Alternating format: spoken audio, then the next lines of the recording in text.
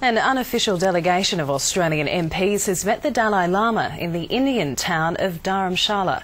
The historic meeting is the first time a group of Australian politicians has travelled to see him at his home in exile.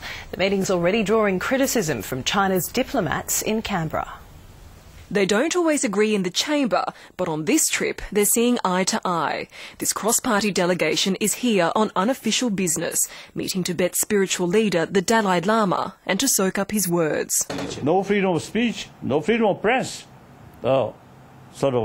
People, their own people, put in dark. It's, I think, immoral, I really feel. The 6 MPs are being sponsored by the Australian Tibet Council, and they hope China will let them into Tibet later this year. If the Parliament asks the Chinese government to allow this group to go, I don't see why they shouldn't be. They would be breaking their word, and I'm sure the Chinese government wouldn't like to be seen to be doing that.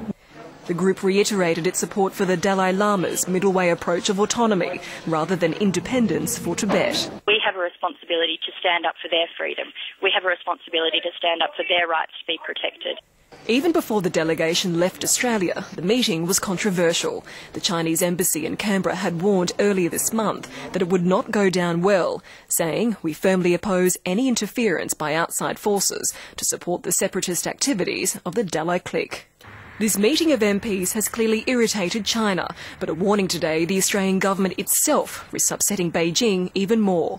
Former Prime Minister Paul Keating says much of the government's recent defence white paper appears to cast China in the role of an aggressor.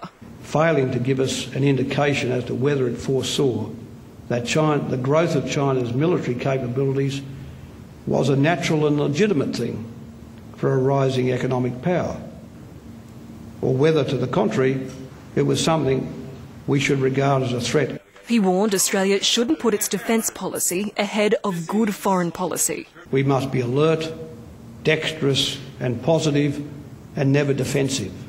The white paper received mixed reaction in the region, but as economic ties with China continue to grow, Australia's policies are bound to be tested. Peter Jane Madam, World News Australia. The UN